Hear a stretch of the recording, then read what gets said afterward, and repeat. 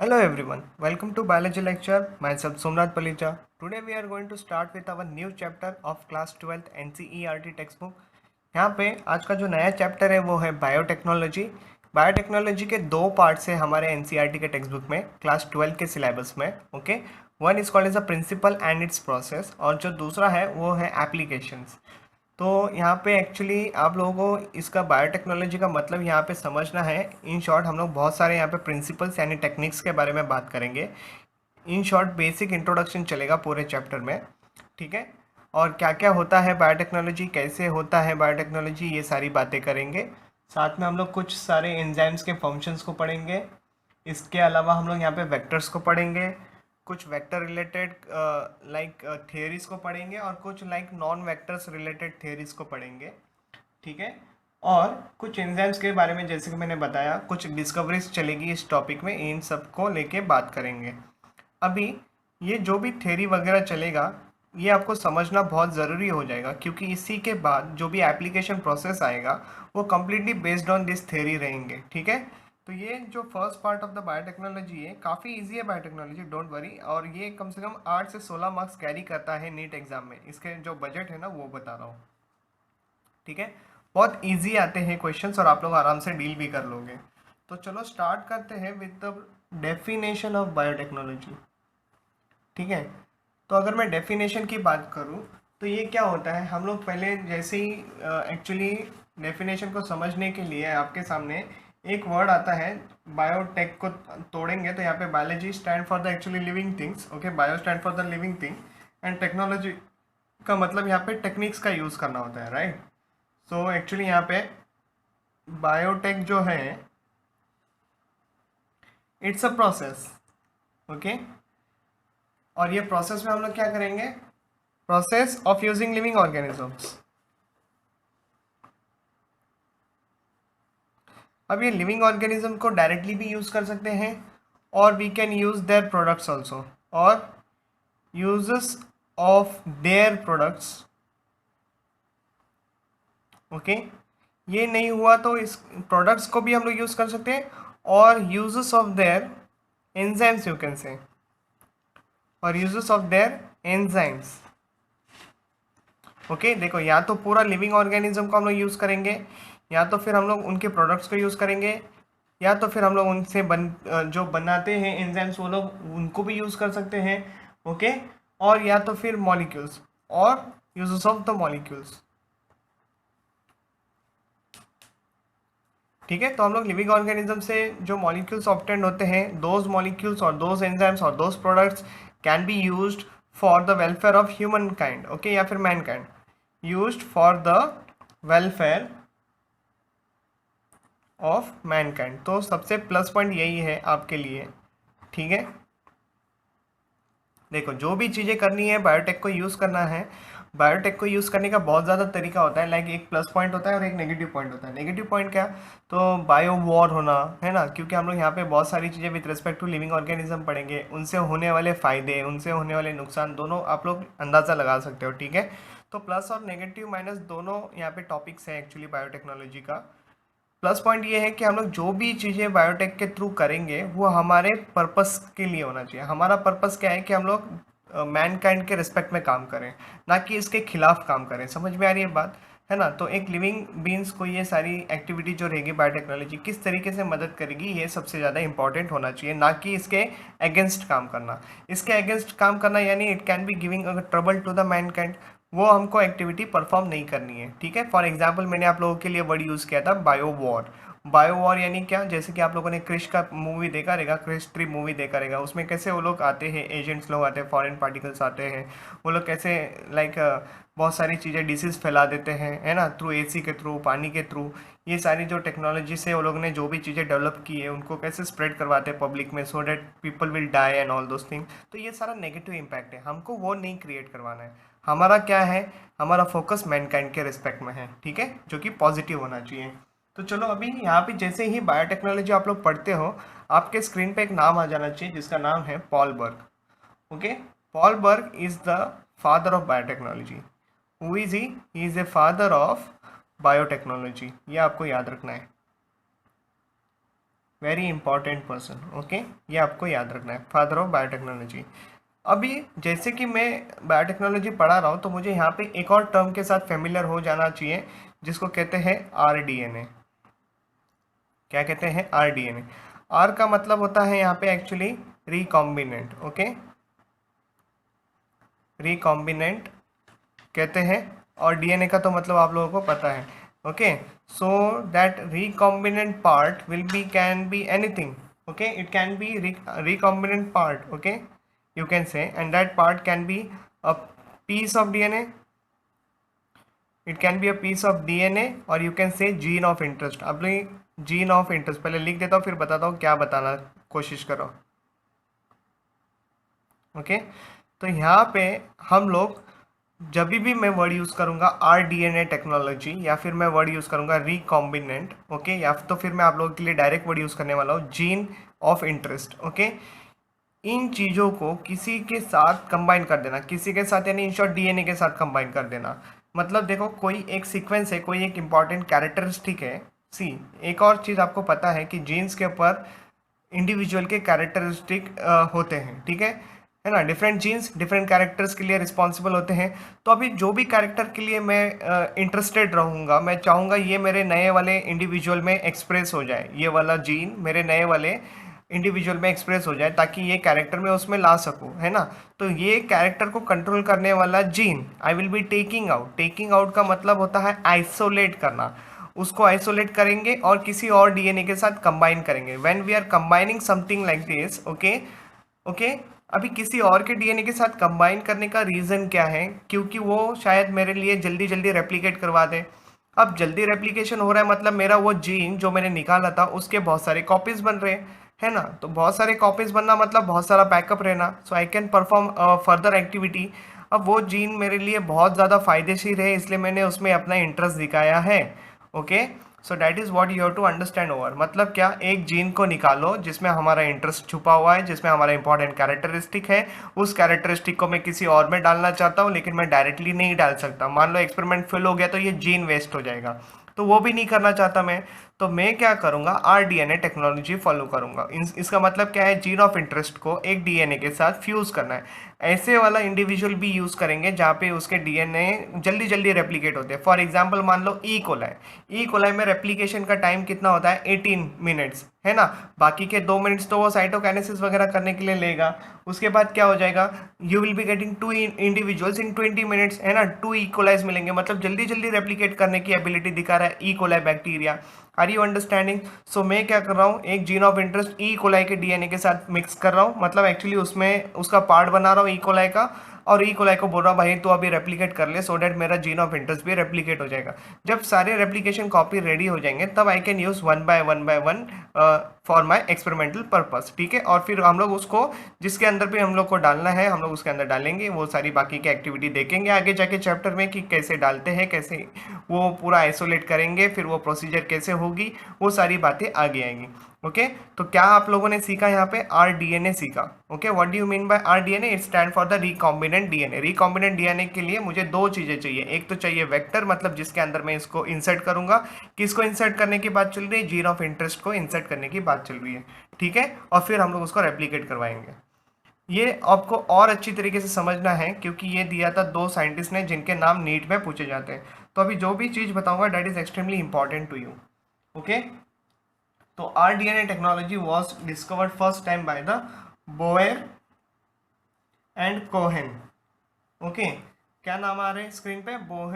Boyer and Cohen, these are the 2 scientist who had discovered first time RDNA technology, okay. RDNA के बारे में बात की, लेकिन ये जो आरडीएनए मैंने जो लिखा है कैपिटल में वो एक्चुअली गलत है। इसको ऐसे नहीं लिखना पड़ेगा, ऐसे लिखना रहता है आरडीएनए, ओके। हमेशा इसका राइटिंग फॉर्मेट देखो किस तरीके से होगा, ठीक है।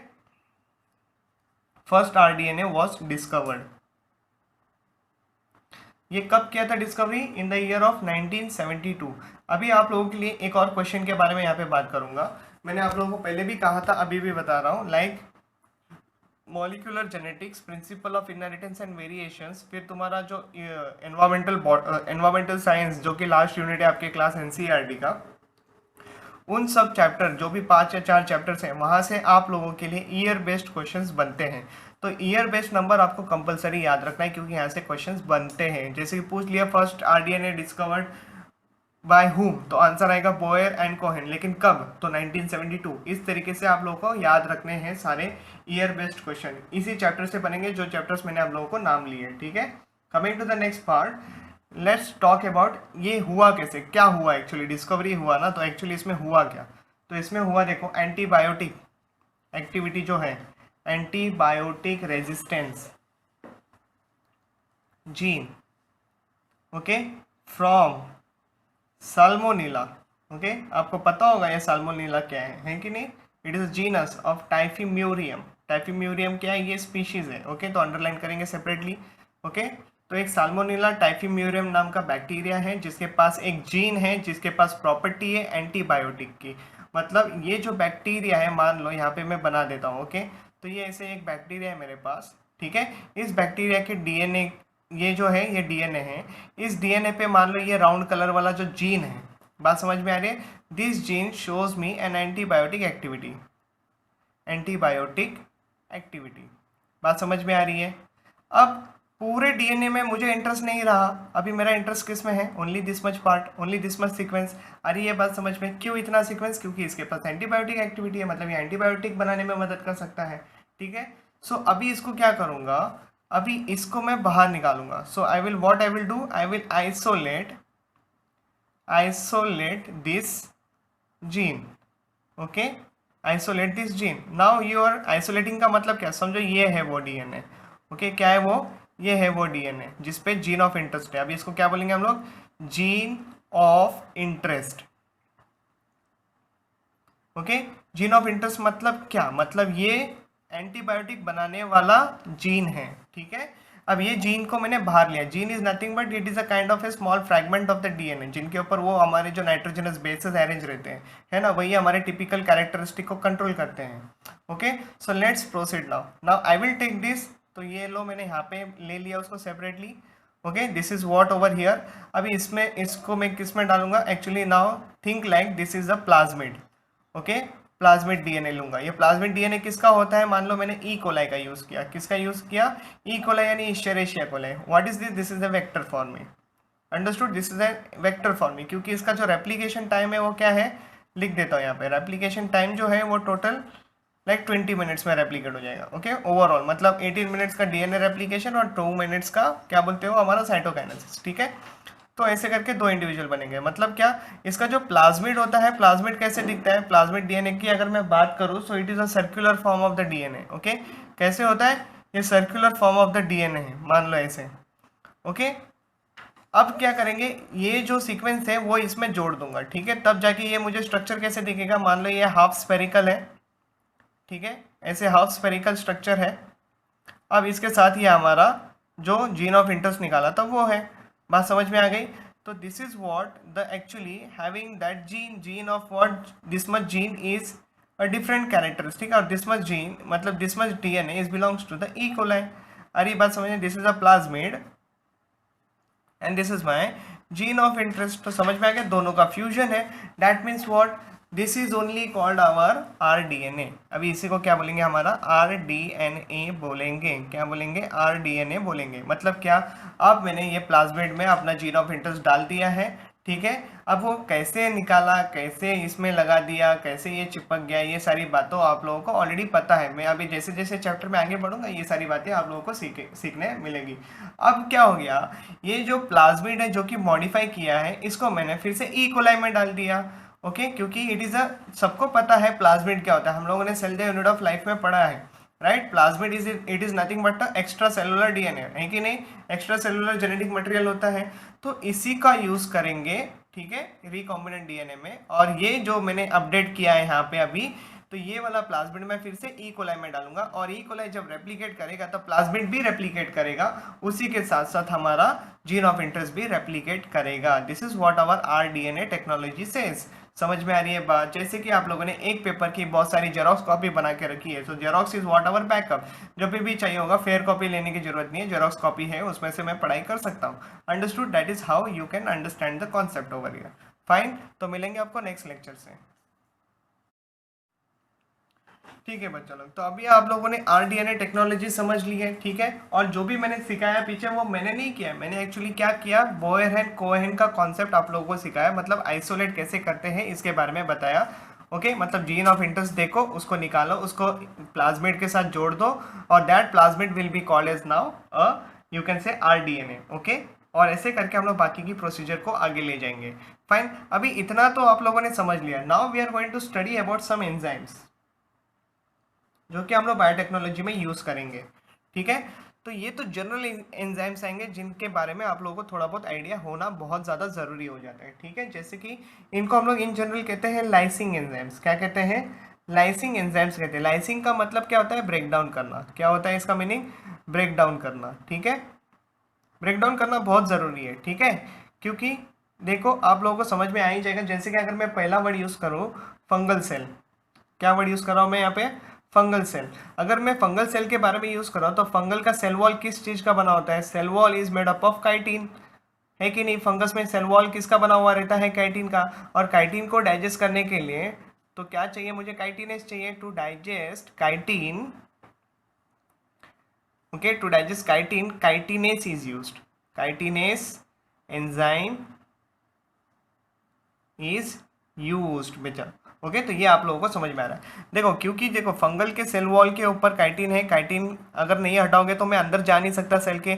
अगर मैं अंदर जा नहीं सकता तो मैं न्यूक्लियस तक जा नहीं सकता। न्यूक्लियस तक नहीं जा सकता मतलब मैं इन शॉर्ट क्रोमोसोम या फिर डीएनए की तरफ नहीं जा सकता। तो जीन ऑफ इंटरेस्ट को मैं कैसे आइसोलेट कर पाऊंगा? Are you understanding? मैं जीन्स को कैसे स्टडी कर पाऊंगा? समझ में आ रही है बात? नहीं कर सकता, पॉसिबल ही नहीं है। तो इसलिए क्या करना पड़ेगा? फंगल सेल वॉल को डाइजेस्ट करना पड़ेगा, और उसको डाइजेस्ट यूज करने के लिए स्पेसिफिक एंजाइम्स। अभी यहाँ पे मेरा डायलॉग तो हमेशा आता है कि नहीं? स्पेसिफिक एक्टिविटी के लिए specific enzymes, all enzymes are specific in nature. इतनी बातें अगर आप लोगों ने समझ गए रहेंगे तो इसी के बेसिस पे चलो आपको दूसरा एग्जांपल देते हैं। चलो क्या ले सकते हैं? प्लांट सेल वॉल ले सकते हैं, है ना। प्लांट सेल वॉल पे क्या होता है? सेलुलोज। तो सेलुलोज को डाइजेस्ट करने के लिए क्या लेंगे? To digest cellulose what we are required over here? We required cellulase enzyme. Easy है, समझ गए आप लोग? सेलुलेस एंजाइम की जरूरत पड़ सकती है, ठीक है। वही अगर मैं बैक्टीरियल सेल के बारे में बात करता हूँ, बैक्टीरियल सेल के लिए तो यहाँ पे हम लोग एंजाइम यूज करेंगे लाइजोजाइम। ओके, लाइजोजाइम, ये याद रखना है आप लोगों के लिए, ठीक है। अभी अगर मैं बात करूँ यहाँ पे एनिमल सेल के लिए तो आप लोगों के लिए डिफरेंट क्राइटेरिया आ जाएगा एनिमल सेल डाइजेस्ट करने के लिए। Okay, for animal cell what we can use over here? Protease. जैसे कि प्रोटीन की लेयर होगी तो प्रोटीएज। ओके, लाइपेसेस अगर लिपिड की लेयर होंगी तो ओके, उसके अकॉर्डिंगली आप लोग काम कर सकते हो। Proteases, lipases. Okay, this is for the animal. Next category क्या आ रही है अगर मैं बात करूँ तो? जैसे कि पेक्टिन डाइजेस्ट करना होगा तो पेक्टिनेस। ओके, पेक्टिन डाइजेस्ट करना है तो पेक्टिनेस। ओके, ये बात आप लोगों को याद रखना है। प्रोटीज के लिए तो प्रोटीज हो ही गया, लाइपेस के लिए तो लाइपेस हो गया। पेक्टिन वाली लेयर ये किसके लिए आ सकता है? प्लांट के लिए आ सकता है, प्लांट सेल के लिए आ सकता है। समझ में आ रही है बात? तो दो कैटेगरी आ रही है प्लांट के लिए, one is called as the pectinase enzyme and other is called as the cellulase enzyme, ठीक है। तो ऐसे करके आप लोगों को याद रखना है, वेरी वेरी इंपॉर्टेंट पार्ट, आप लोगों को बिल्कुल भी भूलना नहीं है यहाँ पे, ठीक है। अगर मैं प्लांट सेल के लिए लाइपेस बोलूँ तो बिल्कुल यूज कर सकता हूँ, क्योंकि हो सकता है ना लिपिड की लेयर प्लांट सेल वॉल के ऊपर भी प्रेजेंट देखने मिली। तो ठीक है, तो प्लांट सेल के लिए मैं क्या क्या यूज कर सकता हूँ आप लोग बताओ, चलो जल्दी जल्दी। सेलुलेज यूज कर सकता हूँ, पेक्टिनेस यूज कर सकता हूँ, प्रोटीएस यूज कर सकता हूँ, लाइपेस यूज कर सकता हूँ। चाहिए क्या लिख के? चलो लिख के दे देते हैं, लाइपेस, ठीक है। फिर पेक्टिनेस तो लिख दिया मैंने, सेलुलेस। इसके अलावा क्या लिख सकते हैं हम लोग? प्रोटीएस। ओके, तो ये सारे एंजाइम जो है ये लिस्ट है, याद रखो, क्योंकि यहाँ से आप लोगों के लिए स्क्रीन पे एक सीधा सीधा क्यू लिख रहा हूँ। Q stand for the, this is a question for the NEET. ऐसे पूछा जाएगा for to digest a plant cell which are the enzymes I can use over here, तो your answer should be like pectinase, lipase, cellulase, protease. Such list will be helping you to understand. Animal cell अगर digest करने की बात आती है तो protease आ सकता है, लाइपेस का एंजाइम आ सकता है, ठीक है। बैक्टीरियल सेल के बारे में बात किया जाएगा तो लाइसोजाइम। ओके, प्लांट सेल तो ऑलरेडी बता दिया, जैसे कि सेलुलोज यहाँ पे फिर रिपीट हो गया, मतलब सेलुलेज आ गया यहाँ पे, ठीक है। और फंगल की बात करें तो काइटिनेस एंजाइम आ चुका है, मतलब ठीक है। इन शॉर्ट मेरा टारगेट क्या है कि मैं मतलब मैं न्यूक्लियस के अंदर जाऊँ। न्यूक्लियस के अंदर जाने के लिए मुझे बाहर की सेल वॉल को डाइजेस्ट करना पड़ेगा। वंस द सेल का digested, cell wall is getting digested, now what is left? Protoplast is left. What is protoplast? Cytoplasm plus nucleus, that is what the protoplast. Okay, this are the simple concept which you already know very well, ठीक है। तो अभी क्या करते हैं, अभी हम लोग एक और नया टॉपिक स्टार्ट करेंगे। Again this is a kind of enzyme only, जिसको कहते हैं हम लोग एंडोन्यूक्लियस। क्या कहते हैं इनको? एंडोन्यूक्लियस एंजाइम कहते हैं। Now you should remember this endonuclease enzyme is extremely important for the NEET पढ़ो या जिपमर करो या एम्स करो, उन सब के पार्ट के लिए ये एंडोन्यूक्लियस वाला एंजाइम एक्सट्रीमली इंपॉर्टेंट है। यहाँ पे नीट के क्वेश्चंस डायरेक्टली पूछे जा सकते हैं। ओके, इनको in general very commonly called as the molecular scissors. Okay, क्या बोलते हैं? Commonly called as molecular seizures.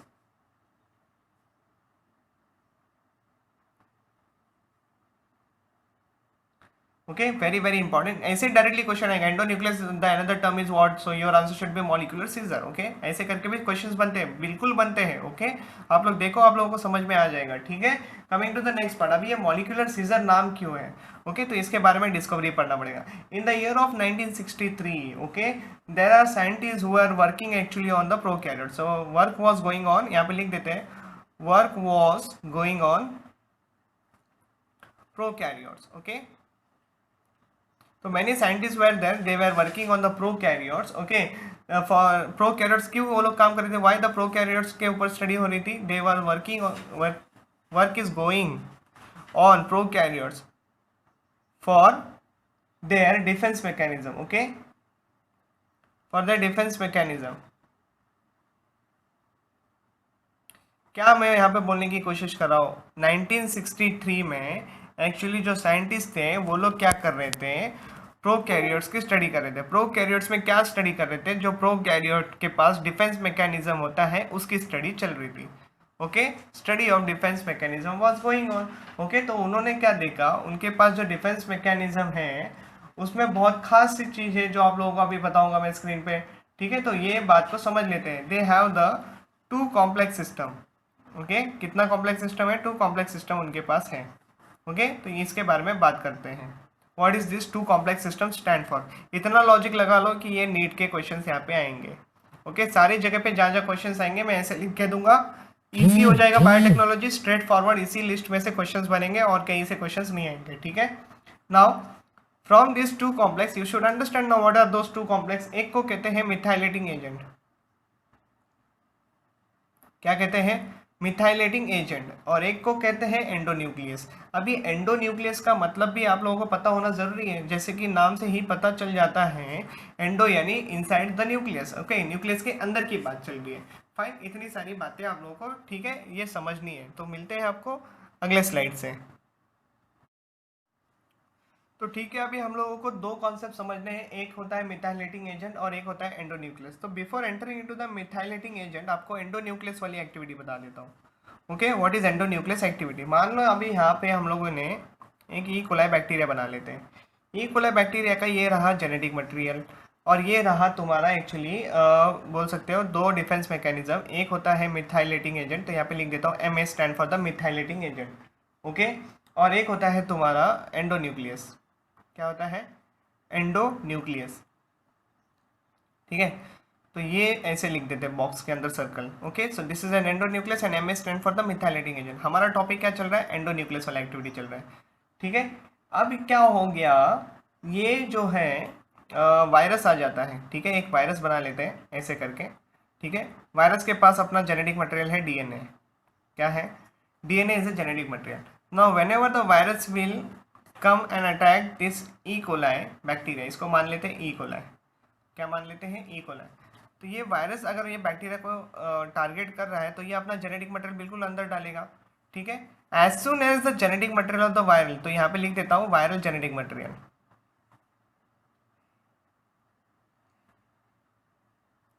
ठीक है। Now this viral genetic material okay will go and bind with the host genetic material. तब जाके ये पूरा जो सेल है उसकी एक्टिविटी डिस्टर्ब हो जाएगी और ये मर जाएगा, ठीक है। तो इसने में क्या हो जाता है, as soon as the viral genetic material enter inside what will happen, it will trigger the endonuclease enzyme.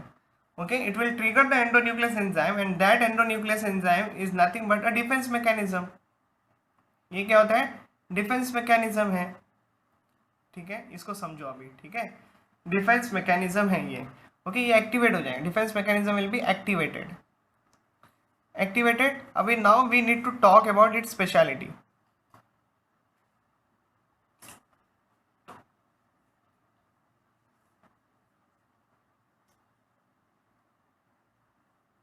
अरे स्पेलिंग गलत लिख दिया.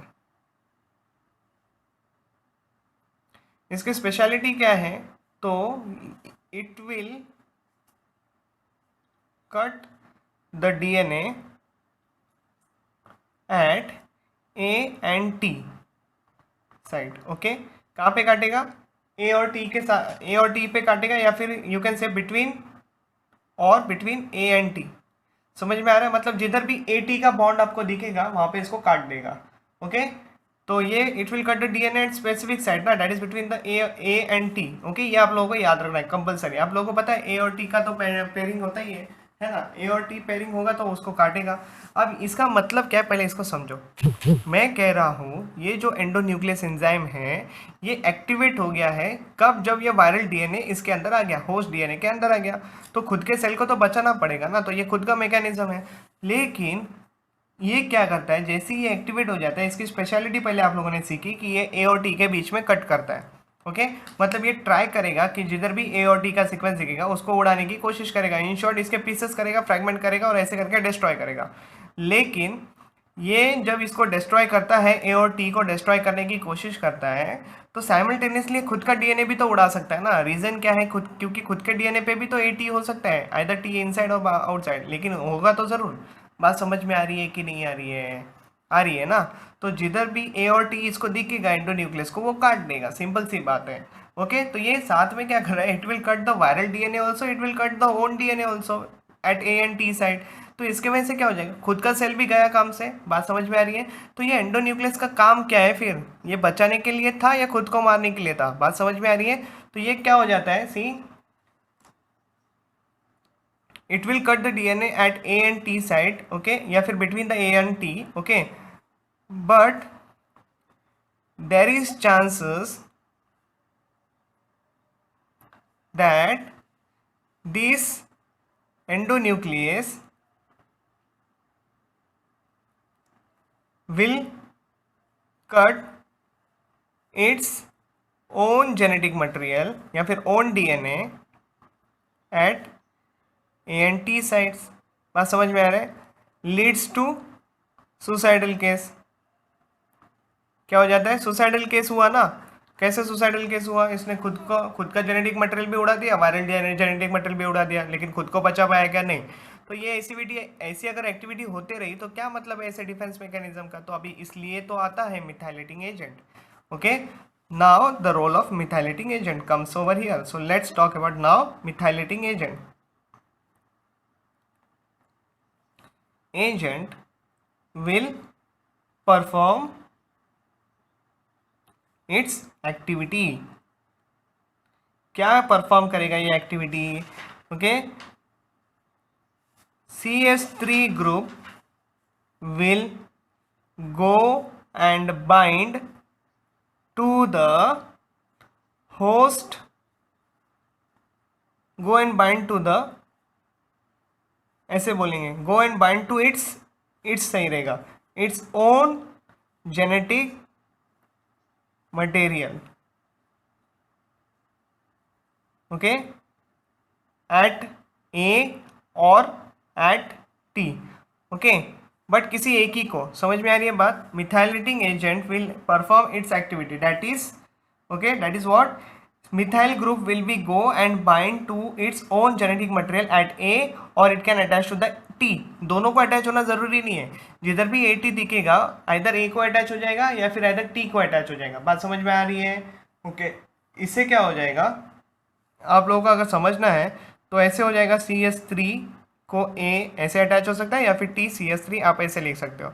इससे क्या हो जाएगा, जब भी ये जो एंडोन्यूक्लियस एंजाइम है ये अगर इसको वायरल डीएनए को उड़ा रहा है अच्छी बात है, लेकिन जब भी ये मान लो खुद के जेनेटिक मटेरियल को उड़ाने आ गया तो इसको तो पता है कि यहाँ पे मिथाइल ग्रुप लगाया, अभी जैसे ही मिथाइल ग्रुप लगाए ये समझ जाता है कि ये खुद का जेनेटिक मटेरियल है, इसको तो डिस्ट्रॉय नहीं करना है, तो ऐसे करके खुद का मटेरियल बच जाएगा और खाली वायरल जेनेटिक मटेरियल है वो खत्म हो जाएगा। This is what the endonuclease activity perform its action as a defence mechanism. बात समझ में आई कि नहीं है?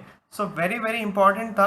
अब ये क्या हुआ, इसको एक्चुअली क्या बोला गया, इसी को एक्चुअली वर्ड यूज किया गया restriction endonuclease enzyme. Restriction endonuclease enzyme क्या बोला गया इसको? Restriction endonuclease enzyme. अब इसके ऊपर रेस्ट्रिक्शंस है, ये खाली फॉरेन पार्टिकल को मारेगा, खुद के जेनेटिक मटेरियल को नहीं मारेगा। Okay, so that is what the safe guard technique, क्या बोलेंगे इसको? Safe guard. कर लिया ना, खुद को बचा लिया, सही बात है। इसी को कहते हैं like two complex system which work okay in the E coli systems okay as a restriction endonuclease enzymes, जो जिनको हम लोग कॉमनली कहते हैं मॉलिक्यूलर सीजर्स। और ये जो डिस्कवरी हो रही थी ये कौन कर रहा था? ओके, डिस्कवरी कौन कर रहा था इनकी? See Werner Arber, okay, he was the one. Next Hamilton Smith, okay, और नेक्स्ट जो है वो है Daniel Nathans. Okay, these are the three scientists who are working for this restriction endonuclease enzyme। अभी ये जो आप लोगों ने एक्टिविटी सीखी है रेस्ट्रिक्शन एंडोन्यूक्लियस एंजाइम वाली एक्टिविटी, ये उनकी अपनी अपनी पहचान है। ओके, ऐसे तो रेस्ट्रिक्शन एंडोन्यूक्लियस एंजाइम हजारों पड़े हुए हैं, एक रेस्ट्रिक्शन एंडोन्यूक्लियस एंजाइम आप लोगों ने ऐसा सीखा है जिसकी स्पेशलिटी खाली ऐसी है कि वो ए और टी को ही काटता है, बाकी जी और सी होगा तो उसको काटेगा नहीं, वो खाली किसको काट रहा है? ए और टी को। तो ऐसे ही कुछ रेस्ट्रिक्शन एंडोन्यूक्लियस के बारे में हम लोग मतलब रेस्ट्रिक्शन साइट्स के बारे में हम लोग पढ़ेंगे ये बायोटेक्नोलॉजी वाले टॉपिक में, ठीक है? तो वो भी बात आप लोगों को समझ में आ जाएगी। अभी बढ़ते हैं आगे with respect to the new topic. Okay, ठीक है, तो अभी एंजाइम वाला टॉपिक चल रहा है तो थोड़ा सा और उसको अंडरस्टैंडिंग कर लेते हैं अच्छी तरीके से। जो नेक्स्ट एंजाइम आ रहा है आपके सामने उसको कहते हैं अल्कलाइन फॉस्फेटेज। तो इस एंजाइम के बारे में मैं ऑलरेडी आप लोगों को क्लास में बता चुका हूँ, फिर से एक और बार सुन लो। जैसे कि हम लोगों ने बात की प्लाज्मिड को लेके, है ना? प्लाज्मिड का स्ट्रक्चर कैसा होता है? सर्कुलर होता है। क्या होता है? सर्कुलर। तो मान लो ये है वो स्ट्रक्चर, मान लो मैंने यहाँ पे एक उसको काट दिया। Okay, cut has been given. How the cut has been given? Cut has been done with the help of the endonuclease enzyme. Okay, endonuclease enzyme use किया मैंने और उसके मदद से मैंने इसको कट कर दिया। कट कर दिया तो ये ओपन अप हो गया, मान लो ये ऐसे खुल गया। तो यहाँ पे हो सकता है 3-OH ग्रुप, यहाँ पे हो सकता है 5-फॉस्फेट ग्रुप, ठीक है? इतना तो मुझे पता है, ये हम लोगों ने क्लास में सीखा है, सबने सीखा है, ठीक है? सबको मैंने बताया था 3-OH ग्रुप, 5-फॉस्फेट ग्रुप, आप लोगों ने मॉलिक्यूलर जेनेटिक्स में and principle of inheritance and variations में ये सारी बातें सीखी है, ठीक है? अब क्या करेंगे? अब देखो, अगर मैं ये जो एंजाइम है अल्कलाइन फॉस्फेटेज, फॉस्फेटेज यानी फॉस्फेट ग्रुप को टारगेट करेगा, तो फॉस्फेट ग्रुप कहाँ पे है? यहाँ पे है। Okay, so you need to use this enzyme to remove this phosphate group. Okay, how will you remove this phosphate group? Okay, remove this phosphate group okay with the help of enzyme alkaline phosphatase।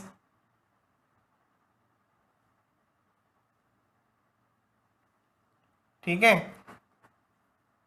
क्यों use कर रहे हैं? ताकि यहां पे लिख देता हूं, to avoid rejoining, okay, to avoid rejoining, or you can say to avoid phosphodiester bond formation। अब ये कैसे होगा? मान लो ये जो मैंने कट किया था उसके पीछे कुछ कारण है ना। कारण क्या हो सकता है? मुझे मान लो यहाँ पे अपना जीन ऑफ इंटरेस्ट डालना है। क्या डालना है? मेरा जीन ऑफ इंटरेस्ट। तो ये क्या हो जाएगा? RDNA हो जाएगा। लेकिन मान लो इसको ये आरडीएनए वाली जीन ऑफ इंटरेस्ट को डालने के लिए मुझे थोड़ा सा टाइम लग रहा है, तो बाय मिस्टेकली ऐसा हो सकता है ना कि ये फिर से रीजॉइन हो जाए। अगर ये फिर से रीजॉइन हो जाएगा तो फिर से मेरे लिए दिक्कत है, तो मुझे क्या करना पड़ेगा, इसको फिर से काटना पड़ेगा। हाँ सही बात है, मतलब मुझे फिर से रेस्ट्रिक्शन एंडोन्यूक्लियस एंजाइम लाना पड़ेगा, फिर उसको चॉप करना पड़ेगा, फिर वही सारी एक्टिविटी परफॉर्म करनी पड़ेगी, है ना। मतलब क्या, अगर ये 5' वाला ग्रुप 3' OH ग्रुप के साथ ज्वाइन हो जाता है, क्योंकि आपको पता है 3' टू 5' टू 3' रीजन में ही बॉन्ड बनते हैं, है ना। तो अगर ये फिर से बॉन्ड बना लेगा तो यानी फॉस्फोडाइस्टर बॉन्ड बनेगा, तो वो जो बॉन्ड फॉर्मेशन है वो नहीं बनने के लिए मुझे अल्कलाइन फॉस्फेटेस डालना पड़ेगा, so that I can remove this phosphate group, phosphoric acid group from the 5' region. Then only अगर ये ट्राई करेगा इसके साथ जुड़ने के लिए भी, तो भी नहीं जुड़ पाएगा। Okay, means what, phosphodiester bond formation नहीं होगा और ये ऐसे के ऐसे खुला रहेगा। And then I can use my restrict this gene of interest, या फिर जीन ऑफ इंटरेस्ट जो हम लोग लेते हैं आइसोलेट करके, जो मैंने लिया है एक स्पेसिफिक कैरेक्टरिस्टिक का, वो यहाँ पे डाल दूंगा। ओके, और ज्वाइन कैसे करते हैं, तो हम लोग लाइगेस वगैरह एंजाइम यूज कर सकते हैं। अभी तक तुम लोगों ने इसके बारे में पूरी तरीके से सीखा नहीं है कि क्या है, अभी तक तो खाली इतना ही चल रहा है कि हम लोग क्या कर रहे हैं कि एक वेक्टर है जो कि प्लाज्मिड है, उसको कट कर रहे हैं with the help of endonuclease enzyme, ठीक है। और वहाँ पे मैं अपना जीन ऑफ इंटरेस्ट जो है उसमें डाल रहा हूँ ताकि मेरा आरडीएनए रेडी हो जाए। लेकिन वो रेडी करने के लिए ऐसा ना हो कि ये फिर से रीजॉइन होकर फॉस्फोडाइस्टर बॉन्ड बनाए, इसलिए मैं क्या कर रहा हूँ, अल्कलाइन फॉस्फेटेस एंजाइम यूज करके 5' रीजन से फॉस्फेट ग्रुप को निकाल रहा हूँ। Okay, if you do this activity, then only it will remain as open and you can insert your gene of interest over here, and then only RDNA technology concept will be getting completed. Understood? इतना ही basic चीज है जो कि आप लोगों ने यहाँ पे सीखा। फाइन, अभी इसी का एप्लीकेशन में अभी आप लोगों को बताने वाला हूँ कि रेस्ट्रिक्शन एंडोन्यूक्लियस एंजाइम और क्या क्या हो सकते हैं, मतलब और ऐसे क्या क्या सीक्वेंस है जहाँ पे वो लोग काम कर सकते हैं। तो दो एग्जाम्पल जो आपके एनसीईआरटी के बुक में है, पहला उसको टारगेट करते हैं। So example taken directly from the NCERT text book. Okay, तो ये एग्जाम्पल अगर सर ले रहे, that means what, it is a NEET question. ये क्या है, ये नीट क्वेश्चन है। Even this one is a NEET question ना, ये even this one is a NEET question. जो आपने अल्कलाइन फॉस्फेटेस सीखा वो क्या है, ये आपके लिए इंपॉर्टेंट है, नीट में पूछे जाने वाले क्वेश्चन है, ठीक है। आप लोग पेपर उठा के देख लेना, बहुत बार आप लोगों को ये वाला सीक्वेंस देखने मिलेगा। इसको कहते हैं पैलिंड्रोमिक सीक्वेंस। क्या कहते हैं इसको, पैलिंड्रोमिक सीक्वेंस कहते हैं, जो मैंने आप लोगों को मॉलिक्यूलर जेनेटिक्स में पढ़ाया है। ओके, पैलिंड्रोमिक सीक्वेंस समझने के लिए बहुत इजी है, एक नाम देता हूँ नितिन, है ना, एक स्पेलिंग है नितिन, NITIN, नितिन। नितिन को मैं पीछे से पढ़ूँ या नितिन को मैं आगे से पढ़ूँ, है तो नितिन ही ना, स्पेलिंग में भी कोई चेंजेस नहीं हो रहा है। वैसे ही मलयालम एक होता है, ठीक है, ऐसे करके आप लोग याद रखोगे तो हो जाएगा। और एक एग्जाम्पल दूँ तो मॉम हो गया, सही बात है, ठीक है। सो आप लोग इधर से पढ़ो या इधर से पढ़ो, कोई फर्क नहीं पड़ता है, ठीक है। Are you understanding? So this sequence is called as the palindromic sequence. इतना अगर आप लोगों ने समझ लिया है तो चलो बात करते हैं डीएनए के जेनेटिक बेस पेयर्स को लेके, ठीक है। एक एग्जांपल जो आता है आपके स्क्रीन पे, that is called as GAATTC। तो इसका कॉम्प्लीमेंट्री बेस पेयर क्या हो जाता है, मान लो ये 3' है, ये 5' है, तो इसका कॉम्प्लीमेंट्री हो जाता है GAATTC। बात समझ में आ रही है? तो यहाँ से पढ़ो CTTAAG, वही अगर मैं यहाँ से पढ़ूँ, है ना, ये 5' से 3' रीजन पे पढ़ूँ तो क्या हो जाएगा, CTTAAG। बात समझ में आ रहा है? ये दोनों के बीच में मुझे पता है कि हाइड्रोजन बॉन्ड्स होंगे। What are this vertical line indicates, this are hydrogen bonds. Simple सी बात है, अगर ये हाइड्रोजन बॉन्ड है तो ये लोग भी तो जुड़े रहेंगे ना आपस में। ये कैसे जुड़े रहेंगे, कौन बताएगा मुझे? यस, बिल्कुल सही बात है, it is called as a phosphodiester bond. तो क्या बोलेंगे हम लोग इसको, फॉस्फोडाइस्टर बॉन्ड। अभी सर ने यही सीक्वेंस क्यों बनाया, सही बात है ना। So there are molecular scissors are available, restriction endonuclease enzymes are available, जिनको खाली यही सीक्वेंस देख के काटना होता है। क्या सीक्वेंस देख के काटना होता है, GAATTC। तो ऐसे रेस्ट्रिक्शन एंडोन्यूक्लियस एंजाइम को कैसे पहचानने का, उसकी ये सीक्वेंस पे वो लोग काटेंगे, ठीक है। अंडरस्टूड, ठीक है, very important example given to you. अब ये काटेगा कैसे, इसको समझ लेते, ठीक है। तो लेट्स प्रोसीड ओवर हियर। देखो, ये यहाँ से एक ऐसा चॉप जाएगा और ये यहाँ से हाइड्रोजन बॉन्ड तोड़ते तोड़ते तोड़ते ये यहाँ तक काटेगा, ठीक है। सो ये एक कट हो गया, आर यू अंडरस्टैंडिंग? अब ये तो सेपरेट हो ही गया, देखो इधर से, बात समझ में आ रही है ना। तो ये ऐसा एक सीक्वेंस आप लोगों को यहाँ पे स्क्रीन पे दिख रहा है, इजी है समझने के लिए। देखो अगर मैं इसका बनाऊँ यहाँ पे G, इसके साथ जुड़ा हुआ है अभी तक, लेकिन ये T सेपरेट हो गए, है ना, ये यहाँ पे बॉन्ड टूट गए, ये इतना सीक्वेंस हो गया। ऊपर वाले के लिए क्या बचा, ए टी टी सी और नीचे बचा जी। बात समझ में आ रहा है? तो ये इतना एक कॉन्सेप्ट डिफरेंट है, ठीक है, और ये इतना एक कॉन्सेप्ट यहाँ पे डिफरेंट है। बात समझा? सो जब आप लोग देख पा रहे हो तो यहाँ पे जो बॉन्ड प्रेजेंट हुआ करता था फॉस्फोडाइस्टर बॉन्ड, ये ब्रेक हो गया। ओके, बॉन्ड ब्रेक, यहाँ पे लिख देते हैं बॉन्ड ब्रेक। ओके, और कौन से बॉन्ड ब्रेक हुए, इन दोनों के बीच के बॉन्ड ब्रेक हुए हैं कि नहीं, बात समझ में आ रही है? तो ये सारे बॉन्ड ब्रेक हुए ना, वेरी इंपॉर्टेंट थिंग। तो 1 2 3 4 4 हाइड्रोजन बॉन्ड टूट गए। सो ये भी लिख देते हैं बॉन्ड ब्रेक, है कि नहीं? तो यहाँ पे दो टाइप के बॉन्ड टूटे हैं। कितने टाइप के बॉन्ड टूटे हैं? दो टाइप के बॉन्ड टूटे हैं। This is actually called as unequal type of cutting. क्या कहते हैं इसको हम लोग? Unequal type of cutting.